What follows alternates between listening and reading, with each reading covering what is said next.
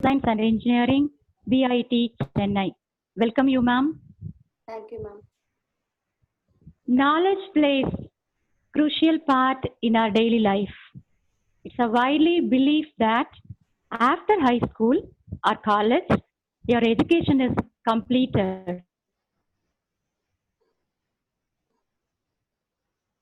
But the truth is that learning is a continuous and ongoing process throughout the life. So this program is aimed to disseminate information and knowledge. And I hope that the information to be shared by the presenter will enrich your knowledge of image processing. I wish you all the best. Thank you. Now I call upon Dr. Abhirami, Assistant Professor of Computer Science Department, to introduce the resource person. Thank you. Over to you, ma'am. Thank you, ma'am. It's a great pleasure for me to introduce our speaker today, Dr. G. Malati, Associate Professor, Senior Imaging and Computer Vision Research Group Chair, School of Computer Science and Engineering, Vellore Institute of Technology, Chennai. She has 18 years of teaching and research experience in Velamal Engineering College, Surapet, and VIT Chennai. She has received PhD Computer Science degree in June 2013 from Mother Teresa University, Kodaikanal. And she has also received MPhil Computer Science in 2007 from Periyar University, Salem. She has completed MCA in 2002 at University of Madras, Chennai.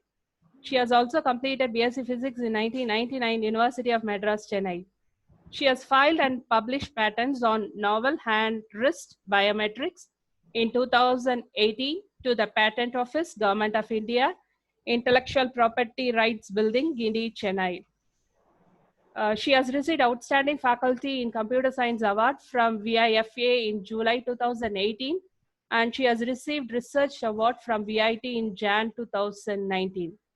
Currently, she is guiding 3 PhD candidates in the following areas: satellite image processing, biometrics, and big data analysis in healthcare. She has published her research work in 12 international journals.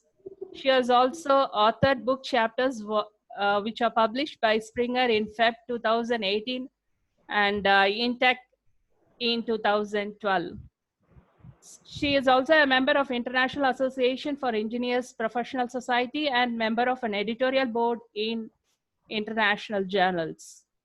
She is also a doctoral committee member of Anna University and Bharat Institute of Higher Education Research. Some instruction to the participant, please post your queries in chat box. It takes nearly 24 hours for you to issue the certificate. And feedback link will be posted at any time during the program. Certificates will be issued to only those who have filed their forms. Now I hand over the session to speaker. Over to you, ma'am. Thank you, ma'am. Welcome all to the National Webinar on Wavelets and Image Processing. I extend my sincere thanks to the organizers for providing me a forum where I can share my knowledge and experience with our peer faculty members, research scholars, and students who aspire to continue their research in image processing. Before we start with the session like wavelets and image processing, I would like to give you a good lineage, like what is about the connectivity. So whenever we are handling images in real time, the images are either acquired or the images are stored in a database, and from that database we access. So almost all the images are having certain noise. So no image is 100% noise free. So every image has a noise embedded in it as a component. So that requires a processing wavelets, which helps you to remove the noise separately and enhance the image. So this is the lineage of today's session. Now I'll share my screen with you all.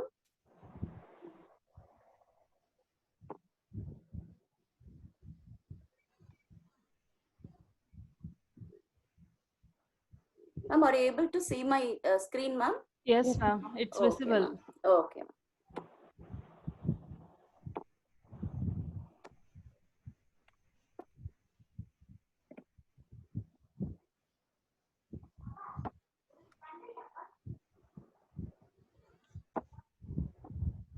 The outline of today's webinar series will be like applications of image processing. I start with the applications of image processing, then take you to the noise types and understand how wavelets works from the perspective of our human eye. And then again a small application called as image fusion. Then how to implement that wavelet decomposition using MATLAB, and a little overview on ResearchScope. So this is the outline of today's session.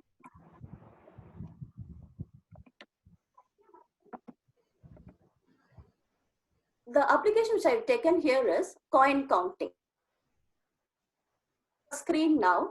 Here you have a coin, but this coin is 10 rupee, but it is easy, whether you're blind or we have a vision, it is easy for us to identify that this is a 10 rupee coin, because the structure itself has some embossed and then internal rim and then the outer rim. So it is very easy.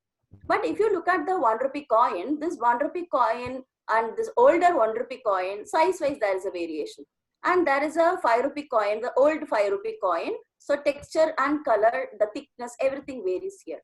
If you look at the 2 rupee coin over here, it also has a size very similar to that of the older 1 rupee coin. And here we have some data which is not at all related with this. Now this is an application given to us. Now let us see how image processing can be applied and how wavelets could be used for improvising it. So now here's a closer view of 5 rupee coin, the old coin and the new coin. You could see that the thickness, the diameter of it is different. And this diameter is totally a little bit increased from the previous one. Here in this image, there is a 50 paise coin and 1 rupee coin, 5 rupee coin. 50 paise coin is not now in circulation. So even if your application should detect like if 50 paise coin is there, it shouldn't be carried over by taking it as a 5 rupee coin, because the dimension is almost closer to 5 rupee or a dimension closer with 1 rupee. In this screen, if you see, you have a 2 rupee coin, that is a new one, and this is also a 2 rupee coin, but some shadowing is also there. And here you have a 1 rupee coin, and all the 3 coins have the same shape. But this is older 2 rupee coin where the shape is not same. It has certain small straight lines connected to form a circular kind of thing. So now this is the structure. Now in this example, if you see, you're having an 1 rupee coin here and you have another 1 rupee coin here. So both looks very similar. But if you could concentrate and see, in that same coin, you have a defect over here. So any coin with defects cannot be circulated. It has to be handed over to the RBI irrespective of the value of the money. So now these are the challenges which we have. Another thing is, if we are having any coins, when we are going for a coin counting, the angle with which the coin is displayed is totally, it cannot be ignored. For example, if here in this example, you have a 5 rupee coin flipped vertically down. But still, our eye is able to recognize that it is a 5 rupee coin. In this case, you have a coin, it is flipped to the left side. Still, the coin has a visibility like our eye is able to perceive that it is a 5 rupee coin. Here, it's again flipped to the right. Our eyes are able to perceive that it's a 5 rupee coin. Here, there is no flip in the angle. So again, our eyes is able to clearly predict that it's a 5 rupee coin. So now coming to the point of image processing here, the point here is we want to count the coins. While counting the coins, there will be many disturbances. As we have seen here, you have a coin, but you also have the background. Here the background is uniform background. So my focus is only to extract the pattern over here, that is 5 rupee over here. So I need to remove this. So the first step which I move towards is a background elimination, where I'll be removing all the homogeneous backgrounds. Then it lets me extraction of the coin segments like this. I may not be able to exact the perfect thing. Why? Because the shadowing, the lighting, the background, there will be a coincidence. So our algorithm must be perfect enough to identify which is a shadow, which is a background, which is a reflection. So it's a very challenging task. So background elimination itself is a very, very challenging task. Once the background elimination is done, we want the region of interest to be highlighted. So Well, here, if you could see, that is the same image, but it is subjected to like the color has been converted into a grayscale kind of thing, where you are finding certain bright spots. These bright spots are nothing but the edges. Edges are nothing but one pixel and the neighboring pixel. If it has a contrast difference between the neighboring pixels, then we call it as an edge. So edge detection becomes a primary stage next to your background removal. As a next stage, again, we want to convert the entire image into a binary. Binary means white and black pixels alone, not more than that. So in the grayscale range, you are retaining only the 0 band and you are retaining only the 255 band, that is the white band. We are making use of a concept called as thresholding, where the threshold, all the other colors are either converted into a black or converted into a white. Next step will be, we are segmenting this part. So what we want is, in the coin counting problem, we want to extract only this 5, the value of the coin. So for extracting for the value itself, there are so many steps. So how does it work? So now this is a problem. Looking into the previous slides which you have seen, the characteristics of the coin, the rotation invariance of the coins and all, let us now see how the coin counting, what is expected as an application from a coin counting. So our program must be able to identify that this is a coin, because the entire thing is there. It has to identify only the coin, the 10 rupee coin. Then it should identify a 1 rupee coin. In case of any defect, then this counting must be totally ignored. Then we have a 1 rupee coin. The 1 rupee coin is valid because the circulation is not stopped yet by the RBI. You have a 5 rupee coin. The older 5 rupee coin is also in circulation, so that can also be counted.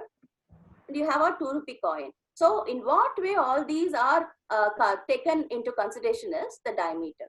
The diameter, that is from this end to this end. What is the diameter of that? Even a small variation in the diameter makes the coin not suitable for a circulation. It will be considered only as a black information. And here, if you could see, this is not part of the coin at all. So it has totally be ignored. So now, as a result of our application coin counting, the result which is expected is 9050. Right? So if our application works perfectly, all the cases are considered. See, in case the 5 in this example, the 5 is tilted, the coin 5 is tilted. Our algorithm must be able to predict that this is 5 and 5 is tilted. Then also it must be able to extract the coin value from the image. So this is a simple application of image processing. We have seen many steps. So it has to process through all levels of these steps, and still we are only in the low level image processing. In this stage itself, if you take a coin, the coin has a reflection on it. The coin has a shadowing on it. The over brightening of a coin makes the readability very difficult. So all these cases should be considered. Coming to medical images. So this, what we have seen previously is about a general application, coin counting application. In specifically, if you want to take into a medical images. Here, in this example figure, you could see there is a sonologist or a gynecologist and a patient in a supine position. That is a patient lying down with a spinal the resting position. The doctor has something in his hand called as the transducer. The doctor would have applied a gel, a translucent gel on the body of the patient and then rolled this transducer on the patient's body. This is to check whether the development of the fetus is proper or not. In that, the person, the sonologist, he's having one kind of transducer. So the transducer also is, selection of transducer is also very important. Why? Because not all transducers are suitable for all diseases. Here you are able to see a transducer called as vascular probe. If you see this horizontal information, it is a linear type. No, there is no curvature at all. This is specifically used whenever we have a skin issues. Now I want just surface. I want to only scan through the surface of my skin. In that case, I'll be using this. In that case, it's a low penetration. Low penetration means what? It just gets the information on the skin. It does not penetrate deep into the tissues. If you take the transducer, this transducer is a abdominal probe transducer, and most predominantly in the gynecologist, the abdominal probe only is used for assessing the development of the fetus. It has a high penetration. High penetration means was it will travel through the skin surface, reach the tissues, reach the uterus, reach the bone, and reflect back. So that's called as high penetration. But all these things are restricted to movement. If you move, then the resolution will drop. So you cannot. They will only give a pressure on the device. They will not move the device. In the case of the third category, it's a cardiac probe. So cardiac probe is like a sector. Sector means it will concentrate on a particular region. That's why it's called as a cardiac probe. So for selecting a transducer, depending on the problem itself, there are different types of transducer to be selected. Now, how the image is formed in this case? When the sonologist moves the transducer, this is the transducer. So this lines from here to this red point, it's all the gel which is applied on the woman's body. And here you have the object. So you have a skin surface and this is the object, internal object. The sound waves from the transducer travel through the gel, hits the skin surface, and not all sound waves pass through. Some sound waves gets reflected, some sound waves pass through it, some sound waves reflect back, and certain sound waves does not reflect at all. So depending on the intensity of the sound waves getting reflected from the tissues reaches the transducer. So the distance between the sound wave that gets reflected back to the transducer generates echo points on the screen. The machine calculates those echo points which is reflected by the tissues. Then what happens is it creates some color information on the skin. Color here means we are restricting only to a grayscale here. Okay, so we are able to see some combination of white and black pixels with intensity, with the various ratio of mixing white and black. Wherever the sound waves hits on the bone is more denser. So it reflects only brighter spot. It reflects brighter spots on the screen. Where if the sound waves hits on a tissue, it reflects light gray, dark gray, and again dark gray back to the screen as an echo. In case if it hits through a fluid, then the fluid does not reflect at all. So it reflects only the black color. So this is the language of an ultrasound. I will show you an example of how we can read the ultrasound image. So given those characteristics of this, we call it as an echogeneity. Echogeneity means the way which the echoes from the transducer gets displayed onto the screen. Now this is an ultrasound image of a fetus developing in the gravity uterus. Now the sonologist wants to study the fetus development.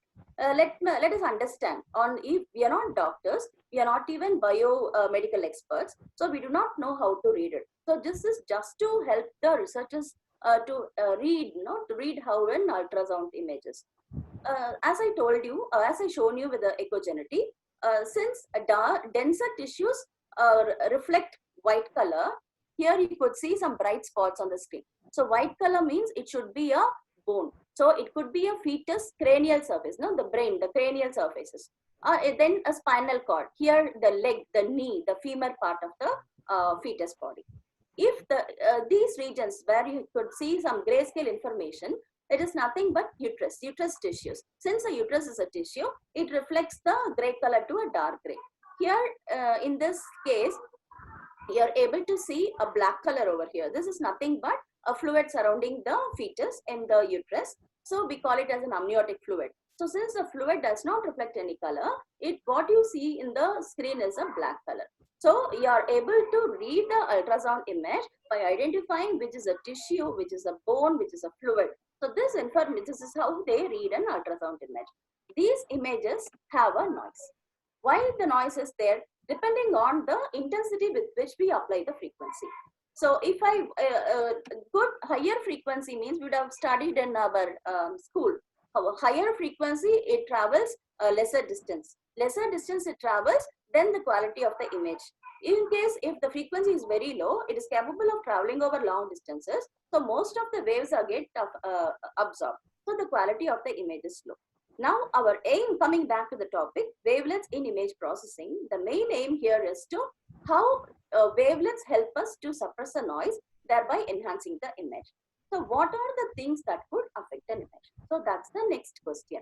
Because here in the case of a coin counting, we have seen some overshadowing. Shadowing of even a small coin is able to reflect. small coin is able to show a shadow. And then apart from that, certain informations are not readable in the coin itself. So there are certain disturbance on the coin, which we call it as degradation. Let me now introduce to you what are the different types of degradations. So I have shown you an image over here, top right, which is the original image. So the size I have just written as from the database. Here I have simply scaled down the image of that woman. So this now scaled image shows a very less resolution. The original image shows a good resolution. In this example, the same woman here, if the acquisition system here is a camera. When the camera's lens are not cleaned, or if the camera's lens has some scratch or a dust, or even if you touch your fingers on the lens, it creates some fingerprints that also blurs the vision. So this is a blur, general blur, which is caused by the clarity of the lens in the camera. We have a motion blur over here. Assuming that you are in a car, moving car, and you want to have a forest scene, if you are trying to capture, and you're not having a high resolution or a motion capturing device in your camera, facility in your camera, you will end up with capturing an image just like this. So this is nothing but a motion blurring, a noise because of motion blur. Here, you are able to see some a staircase kind of thing, which is nothing but a quantization issue. So quantization issue is, I'm having a good resolution, but I do not have a good storage to save it. So I don't want to retain entire 256 shades of gray. What I want to do is I want to reduce it to 128 shades of gray alone. So what will happen to the remaining 128? So the 128 will be adjusted to a closer spatial frequency of the 128 which we want to prefer. So thereby it reduces the intensity of the pixels, thereby leading to a quantization issue. This screen, you are able to see some spots, some speckles on the scene. If you could keenly note into the speckle, it's all of same color. So that type we call it as an additive noise. This is predominant in the, this is the general characteristics of the noise. It is also found in the medical images, but not dominating. If you look at the image here, you are able to see some horizontal bars. These horizontal bars are nothing but the noise. It's a frequency disturbance. Even if you take a mobile phone near your laptop or a system, you will see certain kind of uniform bars on your system. This type of noise is called as a periodic noise. It creates a pattern over here. Here you have another noise category called as a uniform noise category. See again, no, I want you to focus and see it. So you have a white cell here and a black cell and a gray color cell over here. And then if you look at the characteristics of the noise, all noise are light gray in color. Whether it is in white background or in a black background or in a grayscale background, it is all having some same colors. So that we call it as a uniform noise. Same image I'm trying to represent using for the salt and pepper. Here, if you could see, the color of the noise is not same throughout. On a white background, you're able to see a black information, and on a black background, you're able to see a white information. See, on a grayscale, what you're able to see is a white and black combination of speckles, a noise. So this we call it as a black noise, salt pepper noise. This we call it as a white noise or the salt noise. And here you have the impulse noise, the black and white combination of noises. So these are the noise, there are any image has having some noise component in it. So the noise component is not enabling anybody to predict what kind of image it is or to take the image for the next level of processing. This is where the role of wavelets comes into the picture. In case there are mathematicians over here, please, mathematicians, I request your pardon because I'm not taking up any mathematical points over here. I want the participants who are going to work in wavelets to understand actually how the wavelets works. Mathematical formula can be simply reproduced at any point of time. But without understanding the importance of how it works, we cannot understand the outcome of an image, outcome of how a wavelet decomposition is done. So I request everyone to look keen into this view. Here, what you're able to see on the left is an aerial view of a forest. See, I have given a circle. So I want you to focus only at this region where you are able to see the trees are densely packed, very, very densely packed. Same scene, if I'm going to focus it down, no, I'm going to take my camera down. In that case, I'll be able to see that the trees are not that densely packed. I'm able to find the distance between one tree and another tree. So there are some hidden information like the trees are not so dense. There is some distance between one tree and the another tree. Same, if I'm going to focus more on it, I'm able to see that the forest is not having the same colors, leaf colors. Some leaves are lighter in green, some leaves are darker in green, some leaves are thick in green. So this color information, I'm not able to see it over here. But when I'm going to narrow it down, I'm able to see the color information too. Further narrowing it down, what I'm able to see on my screen is, I'm seeing trees, I'm seeing leaves, I'm able to see the stems and the barks too. So this is hidden in the previous case. If I focus on the tree, leaf part, I'm able to see the flowers being bloomed on that tree. If I'm focused only on the flowers, I'm able to see that the flowers have certain other components, no, like some hair-like structures are there. If I'm focusing on that, I'm on the leaves, if I'm going to focus, I'm able to see the central rib, I'm able to see the veins being scattered from the leaves. Further, if I'm going to focus on the leaf image, see, you could see in this example, you're not able to see, you're able to see only the greenish or the light green structures. Here, when it is brought to very closer view, we are able to see the veins, we are able to see some diseases or some dirt or on the leaves, and some other extra color information are on the boundary of the leaves. If I'm focusing only on the pollen grains, then I'm able to see the hair-like structures and see certain things hanging from the hair-like structure. Like this, I'm able to see. If I'm going to focus only on this again, I'm able to get a clear view of that hanging structure. Further, if I'm going to narrow it down, I'm able to see the texture information also on that. But actually, what I focused on initially was trees. But an aerial view of trees does not allow a viewer or a visionary to see what is hidden in it. That is the beauty of wavelets. So when a wavelet is employed, the wavelet is able to look for the finer details in an image. It doesn't mean like if you give a tree image, it will give you a pollen grain. That is not the thing to understand. The thing to understand is, given any information, given an image, even if the image is of very poor in quality, the wavelet is able to understand or extract the beautiful information from an image, which is enough for describing an image. The noise part of it is totally eluded from that image. So that is the beauty of wavelets. So coming to the implementation part of it. Now, as I have taken as the problem of today's discussion is coin counting, I am giving 5 rupee coin as an input to my wavelet decomposition. The wavelet decomposition works like this. Any image, when you apply a wavelet decomposition, I want to extract the finer information. That's called, I'm calling it as decomposition.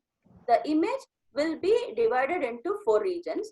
One is approximation region, horizontal region, diagonal region, vertical region. Let us see each in detail. I'm here, the same image, I have applied wavelet decomposition. When I say wavelet decomposition, there are a number of wavelets. Haar wavelet, Debshis, Simlet, Poiflet, Morlet, like that many wavelets are there. But we do not know what type of wavelet is suitable for my problem. So that is a major point. Now, when I subject this into decomposition, as I showed you in a previous slide, I'm getting an image of an enhanced version of the input. Then I'm having a horizontal edges alone separated and be displayed. I'm having the vertical edges of the image alone separated and displayed, and the diagonal edges alone separated and displayed. So this is the information when I'm getting when I subject it to a single level of decomposition. I can extend it to n level of decomposition. If I same image, if I'm going to submit it to another level of decomposition, what happens is, see, the part where it showed an approximation information like this, here the same coin, that coin is again divided and represented into different hierarchies, approximation, and then the horizontal information, vertical information, and the diagonal edges. So like this, I can subject the same image into n number of decompositions, where at the end of every decomposition, I should be able to get an enhanced version of an input. In case if my enhanced version of the input is not able to obtain, then I should not go further with the decomposition. That's the information. Here, what I have done is, I have taken the same 5 rupee coin as my input, and I have applied wavelet decomposition. From left to right, I am studying. This is Har, this is Debshis, and this is Simlet. So 3 things alone I have taken. Now, visually, if you look, all the 3 coins, 5 rupee images are looking very similar. So we cannot say whether it's a original image or Har wavelet or Debshis or Simlet. Then how do we know that which quality is good? So there are certain metrics for the assessment of the quality. So without making use of the quality metrics, it will be very tough for assessing which wavelet is more suitable for our content. So like entropy, cross correlation, structural content, spatial frequency, mutual information, like that minimum 16 quality metrics are there. The user can take whichever they want to. Now, the measure which I am using for this is PSNR and MSE. I'm just describing what PSNR is and what MSE is. So, you have seen, like, I have got images of coin after subjected to Har wavelet, then Debshis, then Simlet, as it is shown here. Har, Debshis, and Simlet. For these, if we are calculating the quality metrics, I focus on PSNR value, then I focus on MSE. PSNR is nothing but peak signal to noise ratio. If any image is having higher PSNR, then it exhibits a good quality. If any image is showing a minimum error, then it shows a good quality. So PSNR must be high and MSE must be low. If my MSE is high, then it is not carrying good information from the original image. So we cannot recommend that decomposition. If the PSNR is very high, then that particular wavelet is more suitable for that. At this point, assuming that I am choosing Har as my wavelet, let me say like PSNR for Har is 40, and Debshis is giving me some 36, and Simlet is giving me some 37. So since 40 is better than 37 and 36, so I am choosing Har as my wavelet suitable for this. This is how a coin gets decomposed. So this is the original image of the coin. This coin is subjected to a wavelet decomposition, Har wavelet decomposition, single level decomposition. Why I am saying single level? Because I am having only approximation information, horizontal edges, vertical edges, and the diagonal edges. Then this, in what you see over here in this blue color rectangular box, is displayed over here. So that is the output of a wavelet decomposition, which is done at the first level. This is same image, it is subjected to a second level of decomposition. Can you see here? Here it is marked as 2. Second level of decomposition. From the image itself, you can identify the approximation part is again subdivided into approximation and horizontal, vertical, and the diagonal information. Third level, I'm taking it to the third level. Then what you are able to see at this point, right? No, here it is displayed over here, the approximation coefficient. Now you start feeling like slightly the resolution falls down. And see, this is a level 4 where you are now able to see the condensation information. It's because it is only retaining the very, very minimum level of pixels that is required for representing an image. So now we have shown you how a wavelet decomposition can be carried out at any number of levels. But choosing which level of decomposition carried information is again a question mark. From the previous slides, I have consolidated the outputs, approximation part of every stage. This is level 1, this is level 2, this is level 3, and level 4 of Har decomposition. So now I have to identify which level of decomposition I should adapt. So then what I do, again, I go back to my quality metrics. If I'm going to choose PSNR as my value, then I'll be finding the PSNR of this level 1 image, PSNR of level 2 image, PSNR of level 3 image, PSNR of level 4 image. Then I'll be recording all those values. Whichever is giving me a higher value, then I will freeze at that point. So the wavelet is suitable for this particular coin, enhancing the coin information is Har, and then in case if the level 2 is giving me good information, means I freeze that level 2 decomposition works well. Same thing, you can also try it with, this is the outcome which have got after implementing Debshi's wavelet on the input point. Similarly, using the Simlet, I have done it. So this is for the participants or the research scholars. In case if you are going to work on image quality assessments, I've just for your information, I'm posting these, like what are the evaluation methods are there. You can take, it's left to the user's convenience. I have also given some formula. This is not my own working. It is always from the literature survey. So you have these quality metrics that could be used for finding, for extracting or using metrics for identifying the thing. Okay. Now, what we have seen previously was what a real-time application point counting and where the noise comes in and how the noise could be compressed by understanding the working of the wavelet. Now coming to the mathematical part. See, we are all assuming that most of us are all computer science and engineering working in this domain. We do not work mostly on the mathematical perspectives. Finally, there will be a modeling statements from our side, but that is different. What I'm talking is, when we are working on any wavelets or any techniques, what we use is, we use MATLAB or we use Python programming or R for programming our model. So now for the same wavelet, how internally, when you use a wavelet as a function, how internally it calculates or works to calculate the approximation and the detail coefficients only I'm going to show it now. Since almost all the images are minimum of 256 by 256, we cannot take the entire 256 rows and 256 columns for us to work. So what I have done is, I have taken only an 8 by 8 segment of the entire 256. So now you could see 8 columns and 8 rows. And this, the highlighted one is the image strip, which I'm going to take it for further explaining of how wavelets work mathematically. Now that strip. So this is the strip which I have taken from the input image. What's the first step is, we have to find the average by pairing. What is pairing? The two data, the first two data will be average. Next two data we take an average. Next set like that, we keep on getting the average. As a result of this averaging process, I get 55. Here I get 57. Here I get 134 and here I get 160. Then what I do is, I just keep these values aside. Okay, after getting this averaging, I just keep these values aside. Next step is, I want to subtract these average from the first parameter of the pair. Every pair's first parameter. So in this pair, the first parameter is 42.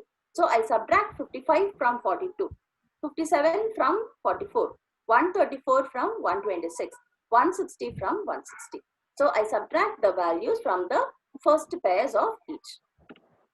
Then the result is, I have got the result like this. These values. Now keep it aside.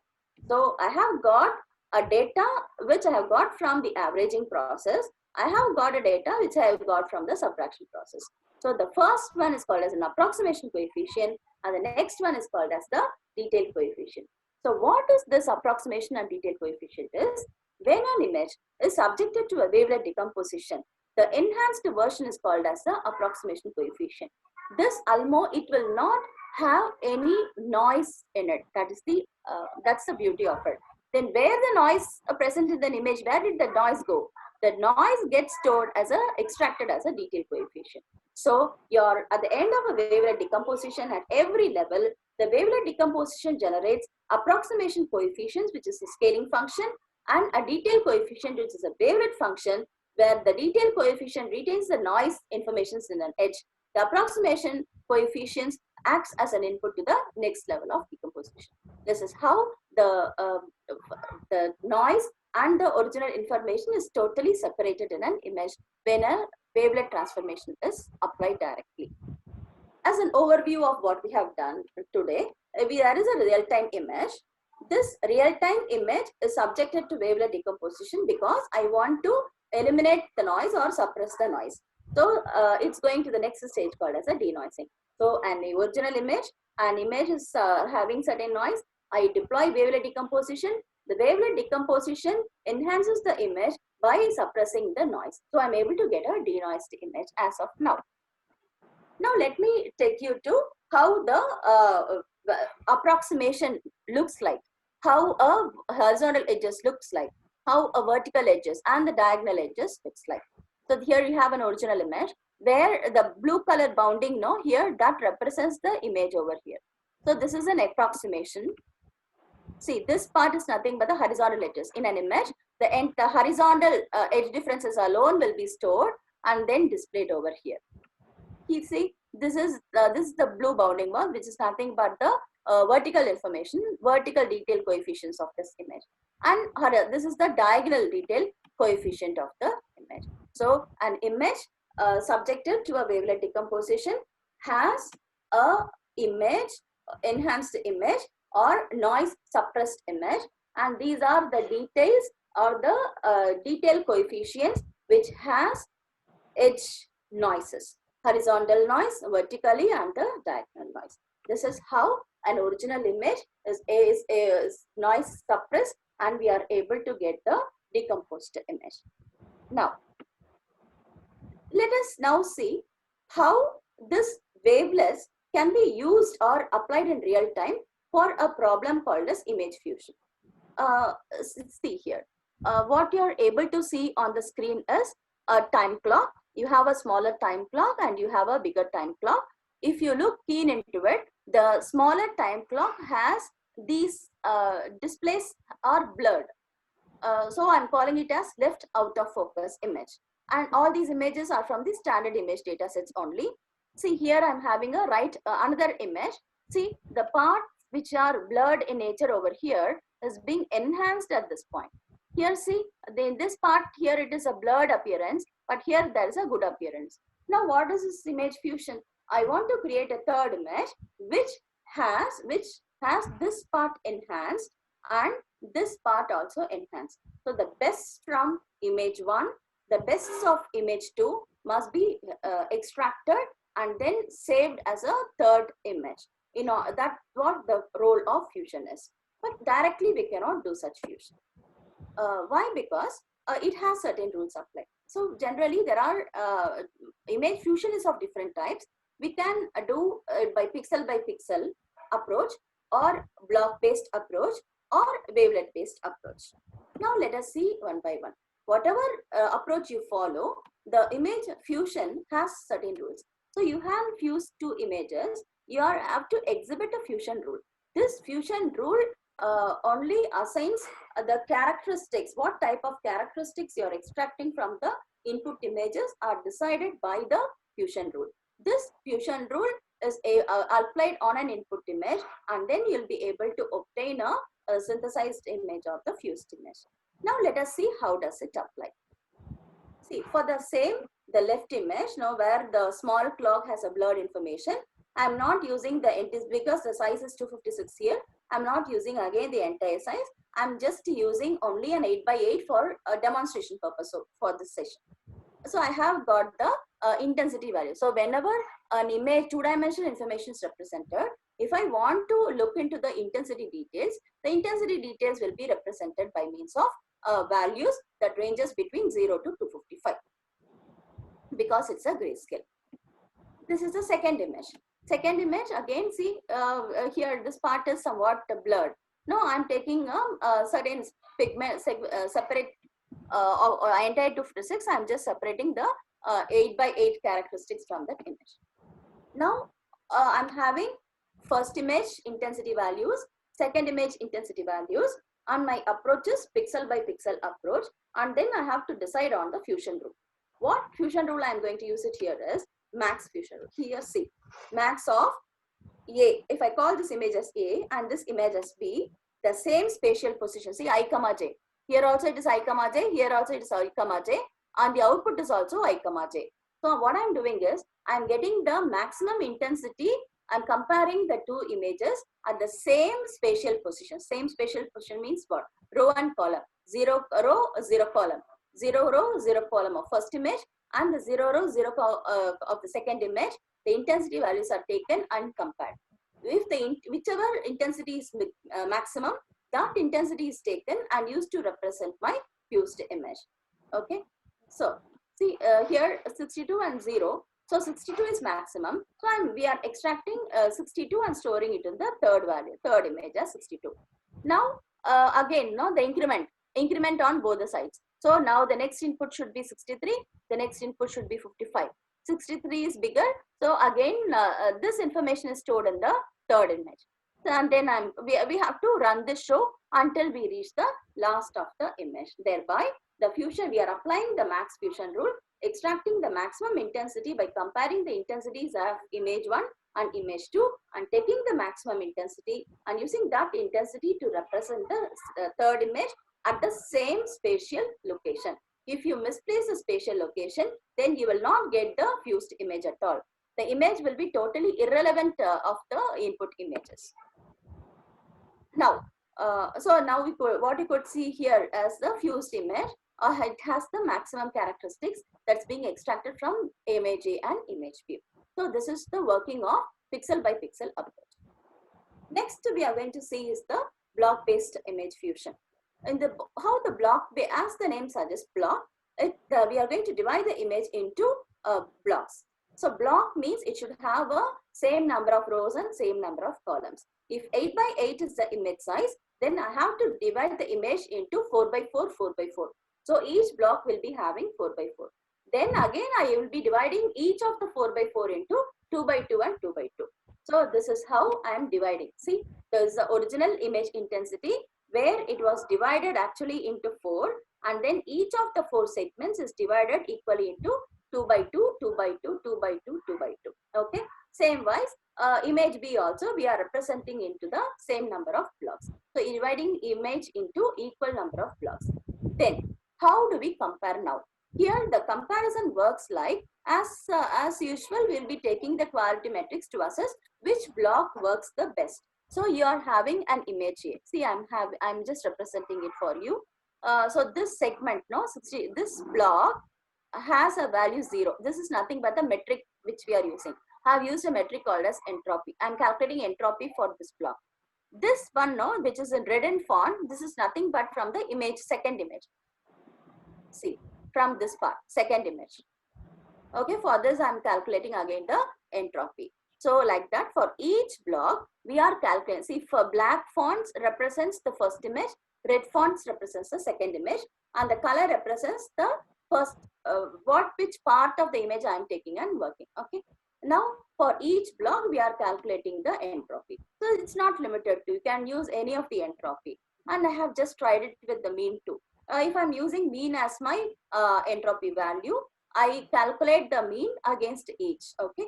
Then what we do is, whichever is giving me a good mean value, that mean will be taken into consideration.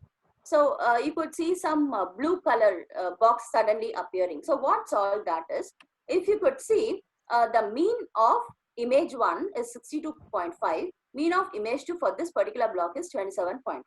So which mean is bigger? This mean is bigger. So this block is selected from the first image. See here, it is 65 and here it is 64.5. We cannot round it off, because if you round it off, both will be having the same value. Then you will have a dilemma of which one. But if you look at the intensities values, there is a variation. So it will be a problem. So never you will round it off here in this case. So here I'm 65. So I will retain this. See, look at this value. Here I'm getting 66.5. Here it is 67.5. So second image is giving me a better quality. So I'm using the block of the second image. So like that, for every block, we are finding the quality metrics. And then which of the quality metrics is good, that particular block is taken. And then that block is taken and represented as the third image or the fused image. See here, you are having all these things now. Wherever you are finding the black fonts are nothing but image 1. That is the blocks of image 1 is represented here. The blocks from image 2, which shows good quality metrics, has been represented at this point. You can also see some other color, no, white colors in black font. This is nothing but image 1 also same quality, image 2 also same quality means. Then we have an option to choose either from the image 1 or from the image 2. So we are choosing this. Okay. Now, we have seen an overview, understanding of wavelength. Then we have seen how mathematically does it work. And then we have seen how actually the image processing part of, we have seen the image processing part of the wavelet based image fusion. Now, in case if the same are done using a MATLAB as a software, then how we could as an approach. So, see, look here. Here I'm using a version MATLAB 7. No, that was an earlier version. For an earlier version, let me move this slide.